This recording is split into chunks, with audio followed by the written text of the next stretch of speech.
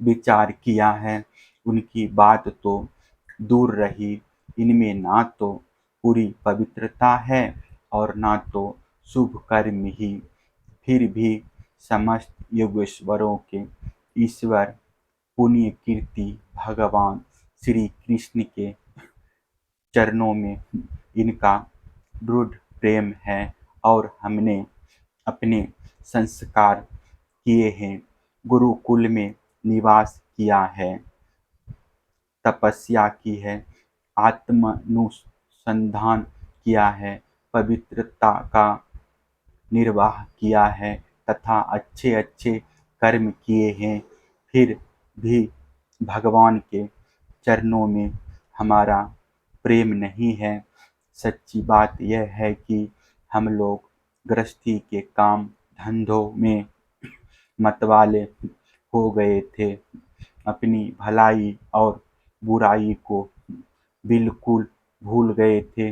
आहो, भगवान की कितनी कृपा है, भक्त वत्सल प्रभु ने ग्वाल वालों को भेजकर उनके वचनों से हमें चेतावनी दी, अपनी याद दिलाई।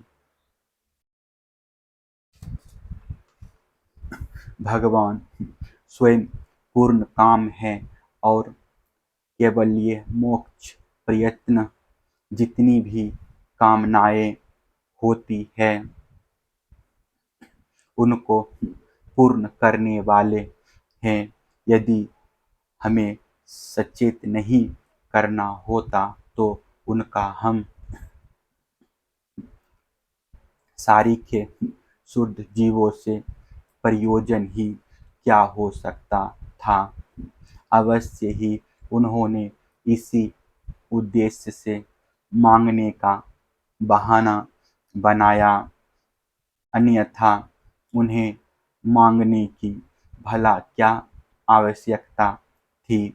स्वयं लक्ष्मी अन्य सब देवताओं को छोड़कर और अपनी चंचलता, गर्व आदि दोषों का परित्याग कर केवल एक बार उनके चरण कमलों का स्पर्श पाने के लिए सेवा करती रहती है।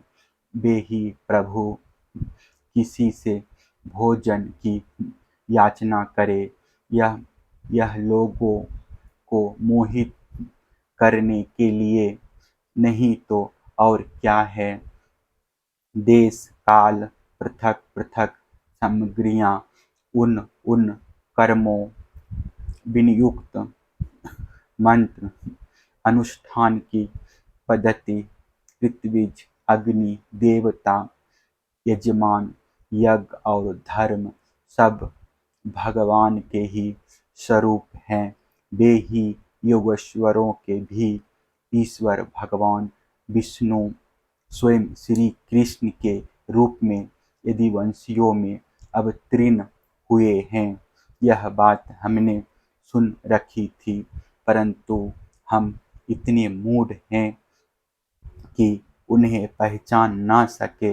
यह सब होने पर भी हम धन्य हैं, हमारे अहोभाग्य है, तभी तो हमें वैसी पत्नियां प्राप्त हुई है।